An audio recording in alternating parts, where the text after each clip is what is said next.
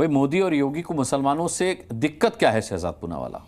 नहीं, मुझे बता दीजिए, मुजफ्फरनगर दंगे जब हुए 2013 में, तो केंद्र में किसकी सरकार थी और राज्य में किसकी सरकार थी? और उस समय पर सैफई में बॉलीवुड कलाकारों के डांस देखने का समय था, परंतु वहां पर जो पीड़ित थे उनके पास जाने का समय किसी के पास था? पूछ लीजिए अखिलेश यादव जी और उनके पूज्य पिताजी, स्वर्गीय पिताजी जो अब नहीं रहे हमारे बीच में, उनसे वो गए थे क्या? पर बता दीजिए। नहीं, अखिलेश यादव गए थे, 19वें दिन गए थे। 19वें दिन गए थे, मैंने खुद खबर पढ़ी थी। तो चलिए 19वें दिन गए थे, तो स्वर्गीय योगी जी जाएंगे क्या? अच्छा नहीं, अरे रुक जाइए नेहा जी, रुक जाइए, आप ही का सवाल पूछ रहा हूँ मैं। ये बता रहा हूँ कि मुजफ्फरनगर दंगे जब हुए थे तो अखिलेश यादव खुद जो है मुजफ्फरनगर 19वें दिन गए थे। अब मैं आपका सवाल पूछ रहा हूँ, क्या योगी जाएंगे संभल? सुनिए शहजाद पूनावाला, क्या योगी जाएंगे संभल? दे रहा हूँ, सबका जवाब दे रहा हूँ। ये बीच में अगर ये बीच में बोलती रहेंगी तो ऐसे सुन लीजिए नेहा जी, सुन लीजिए, मैंने आप ही के सवाल का जवाब लिया है, मैं आपको मौका दूंगा। अभी और भी गेस्ट बचे हमारे पास जी। आपको आपत्ति नहीं है, आपको सैफई महोत्सव से आपत्ति है, लेकिन गोरखपुर देखिए सैफई बोलते ही इनके पेट में बड़ा दर्द होता है। सैफई देखने के लिए तो अगले दिन चले गए थे, परंतु मुजफ्फरनगर दंगों में 19वें दिन गए थे। अनुराग जी, मुझे लगता है ऐसे डिबेट नहीं हो पाएगी। नहीं नेहा जी, अनुराग जी, विजय जी और बाकी भी लोग बैठे हैं अपने समय। आपकी बात को बड़े धैर्य से सुना गया है, आप भी सुन लीजिए, फिर अपना आप काउंटर जो है वो कीजिएगा जब समय दूंगा मैं। इनके पास अनुराग जी, इनके पास अपने समय पर बोलिए, ये तरीका अनुराग जी है, मैं अभी यील्ड नहीं नेहा जी, मैं आपको समय दूंगा, मैं वादा करता हूं मैं आपको समय दूंगा। अनुराग जी, अनुशासन का पालन मेरी कमजोरी ना मानी जाए।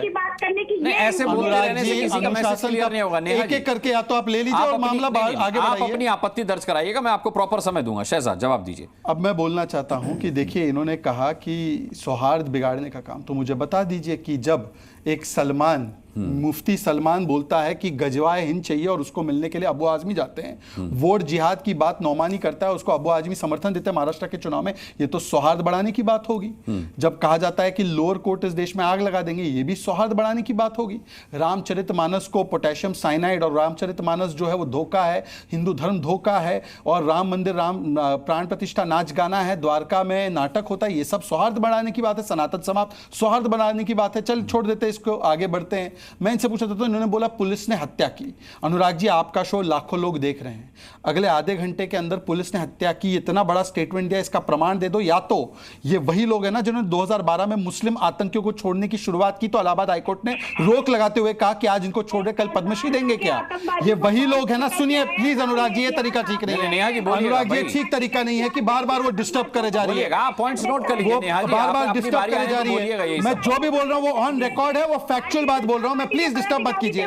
अनुराग जी, प्लीज इसका डिस्टर्बेंस बंद करवाइए, क्योंकि आवाज क्लैश होती है, फिर जाता नहीं है फैक्ट। आवाज क्लैश होती है, फैक्ट नहीं जाता। अनुराग जी, प्लीज पीसीआर से कहकर एक एक की बात ले लीजिए। ऐसे आप नेहा जी बोलेंगी तो आपकी बारी भी नहीं आएगी और शहजाद का मैसेज भी नहीं जाएगा। आप उनको सुन लीजिए एक बार।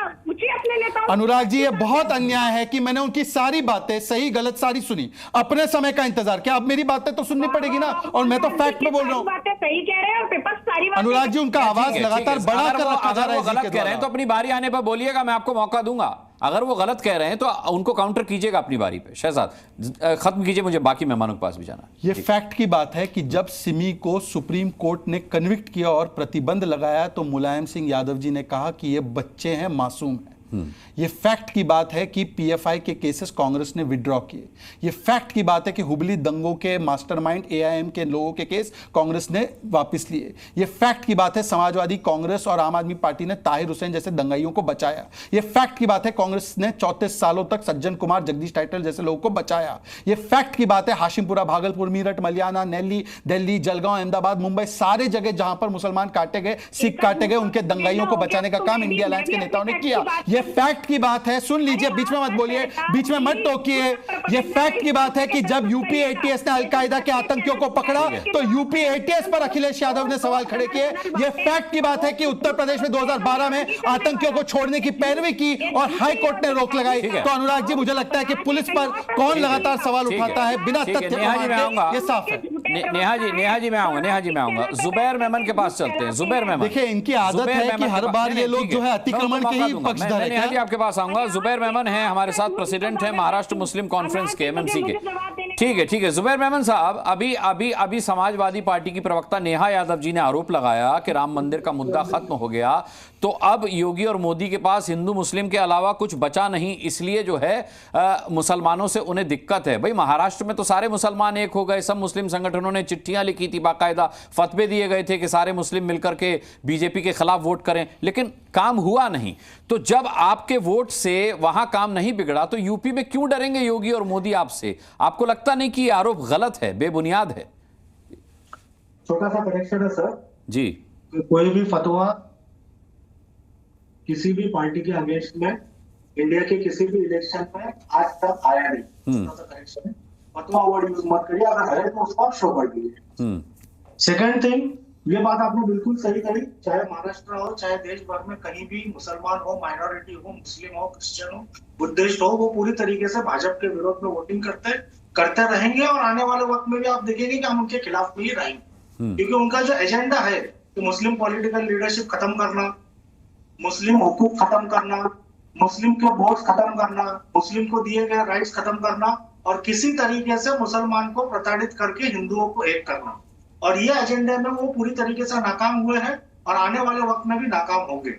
2014-2019 में उन्होंने भारत के मुसलमानों को या भारत के अन्य माइनॉरिटीज को भले ही प्रताड़ित किया हो और उसमें कामयाब हो गए हो और उसमें इलेक्शन भी जीतने में कामयाब हो गए हो, पर आने वाले वक्त में वो जीतेंगे नहीं। पॉइंट नंबर 2, जो ये डिबेट का सब्जेक्ट है संभल के इशू में बहुत महत्वपूर्ण जानकारी शहजाद पूनावाला जी ने दी कि वहां पे पाकिस्तान से आए हुए कट्टों से गोलियां चली।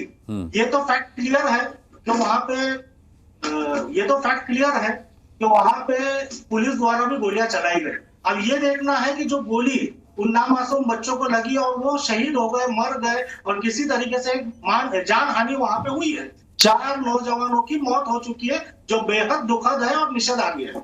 अगर वो गोली पुलिस द्वारा नहीं चलाई गई है और पाकिस्तानी कट्टों से चलाई गई है, तो सोचने वाली बात यह है कि जब पुलिस मुसलमानों पे ओपन फायर कर रही है, जब पुलिस लाठीचार्ज कर रही है, तो पुलिस का साथ पाकिस्तानी लोग क्यों दे रहे हैं या पाकिस्तानी हथियार क्यों दे रहे हैं? यह बड़ा जांच का विषय है कि भाजपा की पुलिस को अब पाकिस्तानियों का और पाकिस्तानी हथियारों की जरूरत क्यों पड़ रही है मुसलमानों पर फायर करने के लिए। यह बहुत बड़ा जांच का विषय है। इसके ऊपर सीबीआई की जांच बिल्कुल होनी चाहिए, इंडिपेंडेंट जज द्वारा इसकी कमेटी स्थापित होनी चाहिए कि बीजेपी की स्टेट पुलिस को पाकिस्तानी कट्टों की जरूरत क्यों पड़ती है या पाकिस्तानी लोगों की जरूरत क्यों पड़ती है मुसलमानों को प्रताड़ित करने के लिए, मुसलमानों का कत्ल करने के लिए।